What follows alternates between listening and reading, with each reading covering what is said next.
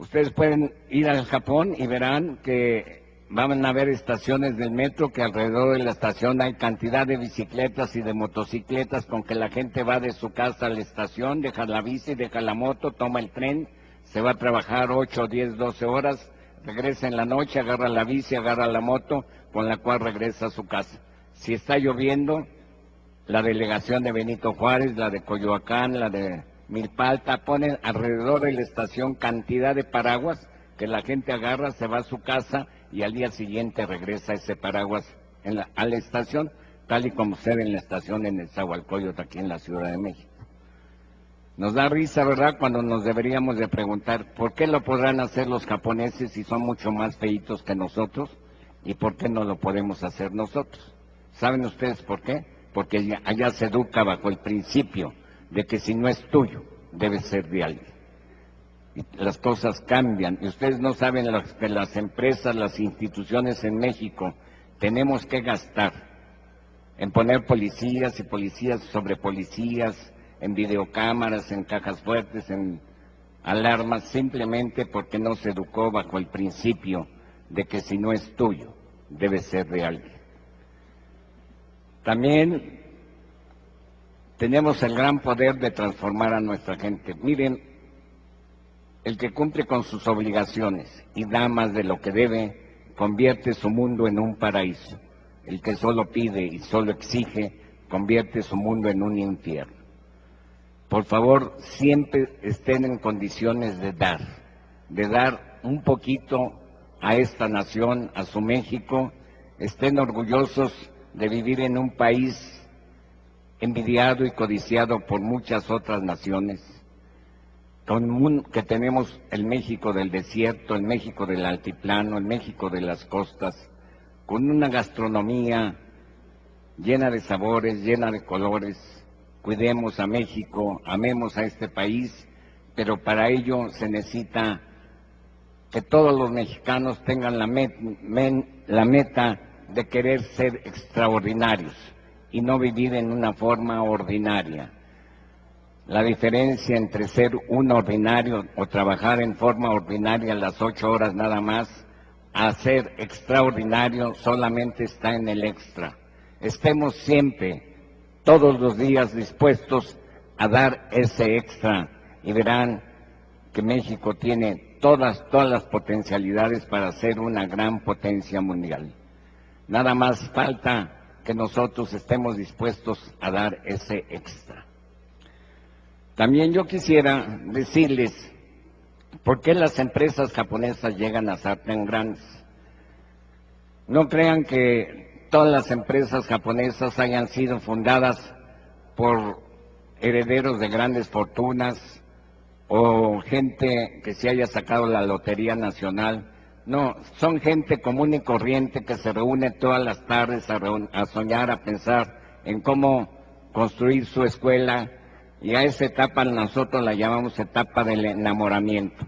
Cuando se firma el acta constitutiva es el acta de matrimonio, y cuando en un tallercito se ponen los implementos, la maquinaria, es el embarazo. Cuando viene la autoridad a cortar el listón y echar agua bendita, es el nacimiento del bebito empresa.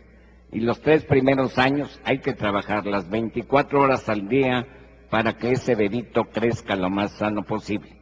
Después del 4.º año es cuando entra al kinder, donde empieza en las empresas japonesas mucha educación, mucha capacitación, muchos cursos, muchos viajes, nuevas instalaciones, nueva tecnología. Hasta los 20 años los empresarios japoneses no le sacan un solo peso a la empresa. Todo es inversión tras inversión. Me van a preguntar, bueno, ¿y mientras de qué viven los dueños? Los fundadores, vivimos de una regla moral de 1 a 7. Si yo no puedo pagar más que 1,000 pesos al de menor jerarquía, la empresa nada más me puede pagar a mí 7,000. Si yo le pago 5,000 al de menor jerarquía, la empresa me va a pagar a mí 35,000. Porque los pescados se pudren por la cabeza, nunca por la cola, señores. Entonces, siempre hay y también hacemos pipí y popó en los mismos baños. En Japón todos los dueños de las empresas hacen pipí y popó en los mismos baños. Eso es muy importante porque en México el directivo, el ejecutivo, el empresario siempre tiene su baño privado, espejos relucientes, jabones perfumados, y el baño del trabajador es un verdadero cochinero. Estas pequeñas cositas hacen que el trabajador de México nunca se ponga la camiseta. También hay directivos, ejecutivos y empresarios que se atreven a poner reglamentos que se va a sancionar al trabajador que llegue 10 minutos tarde, y el patrón llega en 1 hora, 2 horas después en carro último modelo, y al pobre trabajador, y vive a 8 cuadras de distancia. El pobre trabajador que se tiene que levantar muy temprano, tomar la combi, caminar 8 cuadras, tener que venir soportando el olor del peluche del sobaco del vecino por más de 40 minutos, y que por un accidente de tránsito llega 1 minuto tarde, sancionado, lo regresan a su casa. ¿Ustedes creen que ese trabajador, qué es lo que siente? Lo único que siente es rabia, coraje, injusticia. El buen directivo, el buen ejecutivo, el buen empresario debe ser siempre el primero en llegar, el último en irse. El ejemplo arrasa, el ejemplo es lo que causa disciplina, el ejemplo es lo que causa admiración.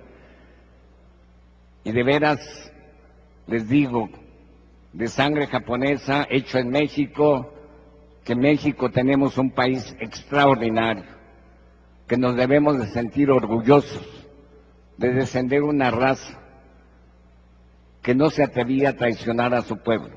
De ese estirpe es el mexicano, y es por ello que yo les pido que siempre anden por este mundo con la frente en alto y el pecho erguido de haber nacido en esta bendita tierra mexicana.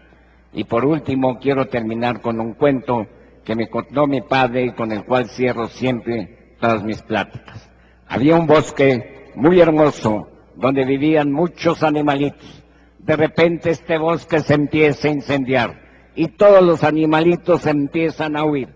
Solo hay un gorrioncito que va al río, moja sus alitas, vuela sobre el bosque incendiado, revolotea y deja caer 1 o 2 gotitas de agua tratando de apagar este incendio. Va al río, moja sus alitas, vuela sobre las llamas, revolotea y deja caer 1 o 2 gotitas de agua. Pasa el elefante y le dice: gorrioncito, no seas tonto, huye, huye, huye como todos nosotros, ¿no ves que te vas a achicharrar? Y el gorrioncito se voltea y le dice: no, este bosque me ha dado todo, este bosque me ha dado familia, este bosque me ha dado alimento, este bosque me ha dado hogar, este bosque me ha dado amigos, pero sobre todo este bosque me ha dado felicidad. Y no va a importar que yo me muera, pero por simple lealtad voy a tratar de salvar a mi bosque. Y así va al río, moja sus alitas, vuela sobre el bosque incendiado, revolotea y deja caer 1 o 2 gotitas de agua. Ante esta actitud, Dios se compadece y deja caer un fuerte tormentón, y felizmente el incendio se apaga, y al poco rato este bosque vuelve a reverdecer y a florecer, y todos vuelven a ser felices, y tal vez más felices que antes eran. Querido auditorio, a este bosque yo lo comparo con mi México. Tal vez estemos en un gran incendio político, económico y social, pero yo les pido a todos y a cada uno de ustedes que por favor, sean como ese gorrioncito, y que todos los días dejen caer 1 o 2 gotitas de sudor, de trabajo y de estudio. Y si así lo hacen, México se los agradecerá, y Dios los bendecirá. Muchas gracias.